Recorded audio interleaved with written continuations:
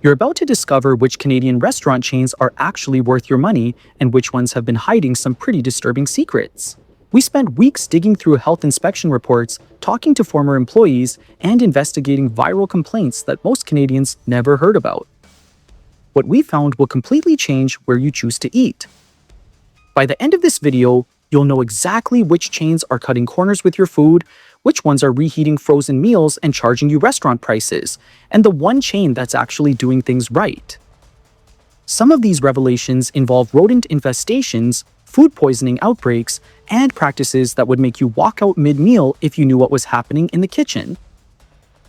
We're ranking 7 major Canadian restaurant chains from absolute worst to genuinely best, based on food quality, safety standards, and whether you're actually getting what you paid for. Let's start at the bottom with the chain that shocked us most.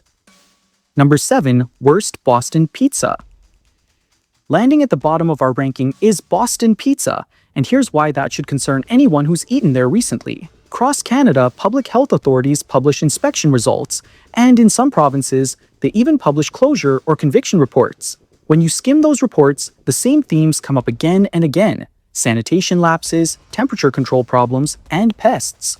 Any big chain can show up in that paperwork, and Boston Pizza isn't immune. And that's the uncomfortable part. You can have one location that's spotless and another that's not.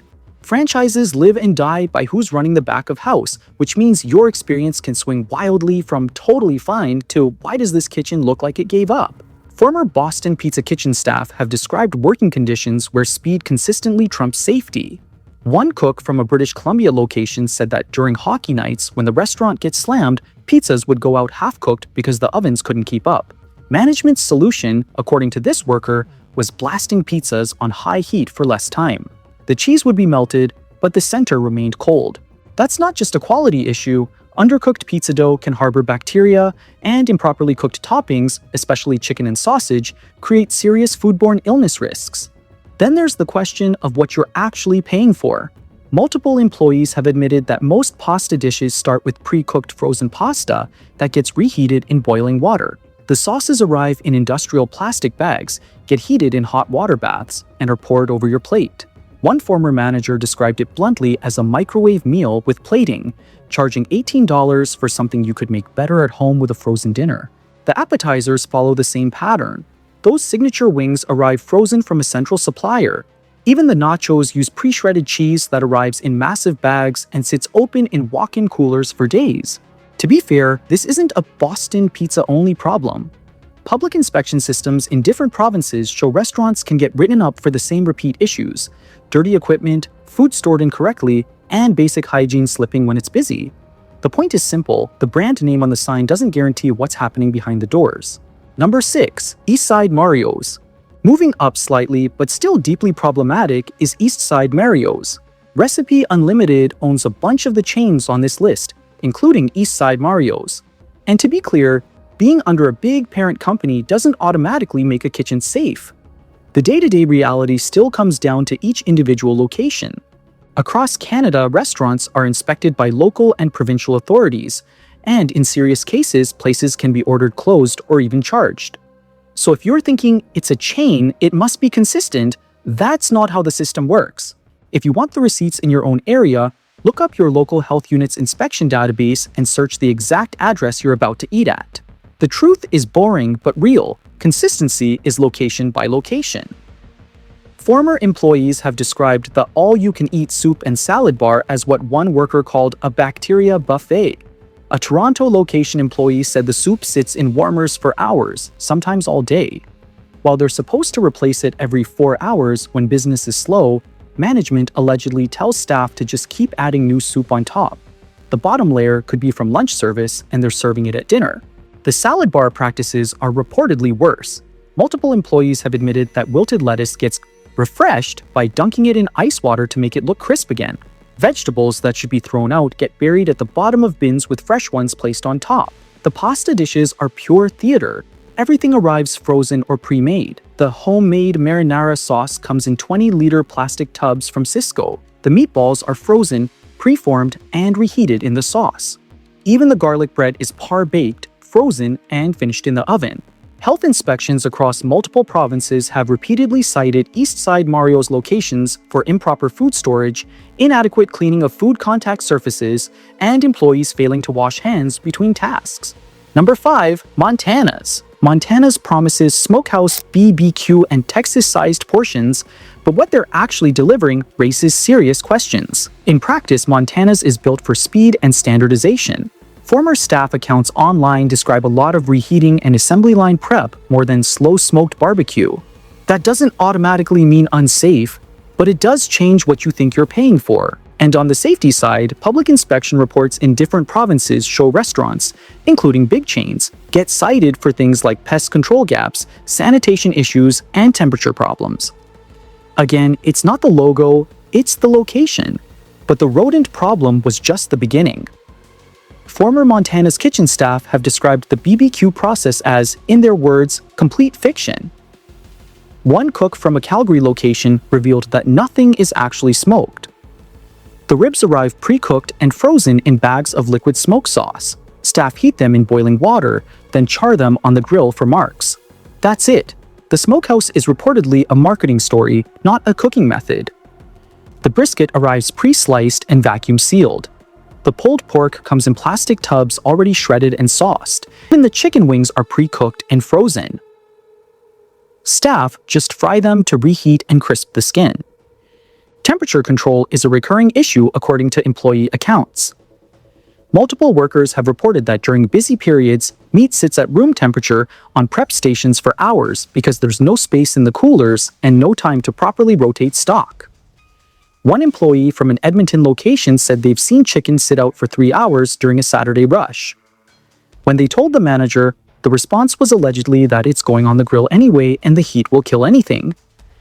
That's not how food safety works. Bacteria can produce heat-resistant toxins that remain dangerous even after cooking. Health inspections have repeatedly cited Montana's locations for employees not washing hands between tasks, dirty kitchen surfaces with grease buildup, and food stored at improper temperatures. Number 4. Swiss Chalet. Swiss Chalet has been a Canadian tradition since 1954, but even icons end up in health unit paperwork sometimes. For example, in October 2025, public health inspectors in York Region charged a Swiss Chalet in Newmarket over pest issues. That doesn't mean every Swiss Chalet is unsafe. It means the same thing it always means with chains.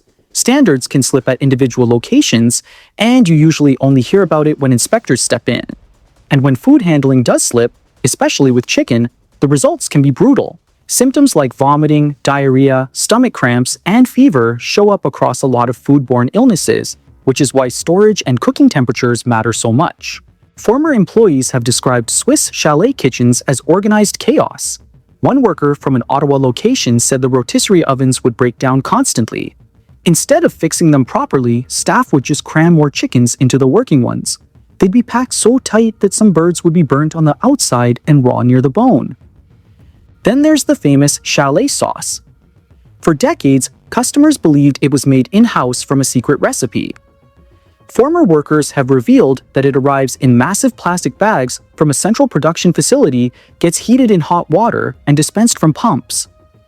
One employee joked that the secret recipe is opening the bag correctly. And yes, even the little things count. Dispensers, sauce bottles, and prep containers are exactly where grime builds up if cleaning routines get sloppy. Inspection checklists in many health units explicitly focus on clean, sanitized food contact surfaces. The sides are equally questionable. Those fresh-cut fries arrive pre-cut and frozen from McCain Foods. The coleslaw is pre-shredded cabbage mixed with pre-made dressing from a bucket. Even the seasonal vegetables are frozen mixed medleys that get microwaved and buttered. Number 3. Tim Hortons. This might be the most painful entry on our list because Tim Hortons is practically a Canadian identity, but the reality behind the counter tells a different story. Your donut isn't made in-store anymore. It arrives frozen from a Brantford, Ontario facility, then gets thawed and finished in-store. That always fresh slogan died when Tim Hortons abandoned in-store baking in 2003. Former employees call the back room the defrost station, not a bakery. But frozen pastries are just the beginning.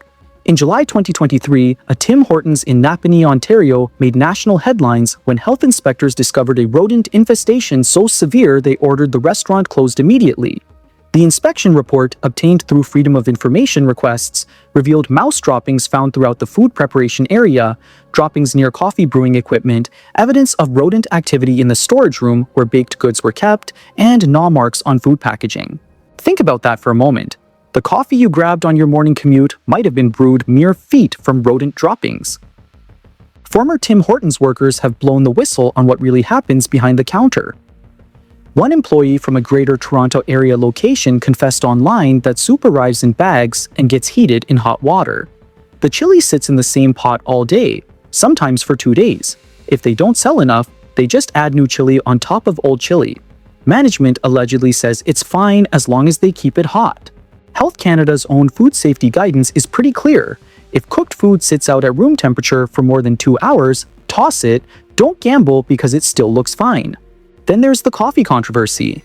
After Restaurant Brands International acquired Tim Hortons, customers across Canada began complaining that the coffee tasted different, weaker, more bitter. Blind taste tests confirmed what loyal customers suspected: the blend had changed. Tim Hortons denied it, but former employees revealed that brewing temperatures were lowered and hold times extended to save money on coffee waste. Number 2. Kelsey's. Kelsey's markets itself as a casual neighborhood grill, but behind the cheerful Roadhouse branding lies a disturbing pattern. In 2023, a Kelsey's location in Brampton made headlines when health inspectors discovered raw sewage backing up into the kitchen during dinner service.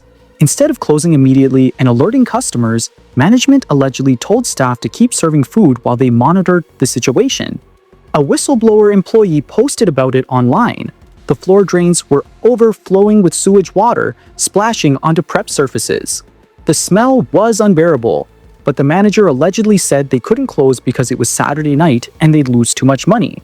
They kept cooking and serving for another 2 hours before a health inspector showed up because a customer called 311. The restaurant was shut down immediately and remained closed for 3 days while the sewage system was repaired and the entire kitchen sanitized. The franchise owner was fined $25,000. But the real issue is that dozens of customers ate food prepared in a kitchen with active sewage contamination. Former Kelsey's employees have described kitchens that routinely violate basic food safety. One cook from a Mississauga location said they had a walk-in cooler that broke and stayed broken for 6 days. Management allegedly told them to just move the most important stuff to the other cooler and use the warm one first. So they were using ingredients stored at 15 degrees Celsius, well above safe temperatures. The burger situation is particularly concerning. Multiple workers have admitted that ground beef is often used past its expiration date. One employee explained the practice: when beef is about to expire, they'd mix it with fresh beef, half old, half new. Management called it stretching inventory. A health inspection in London, Ontario found that Kelsey's was storing raw chicken directly above ready-to-eat salads in the walk-in cooler, allowing chicken juices to drip onto food that would be served without further cooking. This type of cross-contamination can cause severe salmonella infections. Number 1, best the Keg Steakhouse. After all those concerning revelations, we finally arrive at a chain that's actually doing things right: the Keg Steakhouse. Now, we're not saying the Keg is perfect, no restaurant chain is, but compared to everything we've just discussed, they stand out for several important reasons. The Keg maintains significantly higher food safety standards across their locations. Health inspection records show consistently strong performance, with violations being minor and quickly addressed when they occur. Their kitchen staff receives more comprehensive training than most casual dining chains, particularly around proper food handling and temperature control. Here's what makes a real difference: the Keg actually prepares most items from scratch in-house. Their steaks are hand-cut on site by trained butchers. The signature Caesar salad is made fresh with real Parmesan, not pre-shredded cheese from a bag. Their twice-baked potatoes are actually baked twice, not reheated from frozen. Former employees consistently describe working conditions that prioritize quality over speed. Unlike the chains we've discussed where staff are pressured to cut corners during rushes, the Keg maintains kitchen standards even during peak hours. They staff appropriately and don't expect impossible output from skeleton crews. The ingredient sourcing is transparent and verifiable. They use A Canadian beef that's traceable to specific suppliers. Their seafood comes from reputable sources with proper cold chain management. The produce is delivered fresh multiple times per week, not sitting in walk-in coolers for extended periods. Yes, you'll pay more at the Keg. An entree might cost you $35 to $50 instead of $18 to $25 at the chains we ranked lower. But here's what you're actually getting for that premium: food prepared by properly trained staff, ingredients that are what they claim to be, consistent food safety practices, and kitchen conditions that would pass inspection any day of the week. When you compare the true cost, factoring in the risk of food poisoning, the disappointment of reheated frozen meals at restaurant prices, and the health concerns we've outlined with the other chains, the Keg's pricing starts to make sense. So there you have it. 7 major Canadian restaurant chains ranked from worst to first based on documented health violations, employee testimonies, and actual food quality rather than marketing promises. The findings, as at the time of making this video, paint a clear picture. Many popular chains are cutting corners in ways that directly impact your health and safety.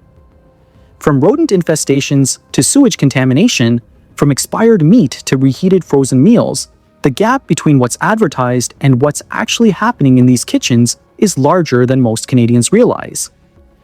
Which restaurant on this list shocked you most? Have you experienced food poisoning or noticed something disturbing at any of these chains? Drop your story in the comments below. Other Canadians need to know what you've witnessed. If this investigation opened your eyes to what's really happening behind the scenes at Canada's restaurant chains, hit that like button and subscribe. We're just getting started exposing the truth about where Canadians eat, shop, and spend their money.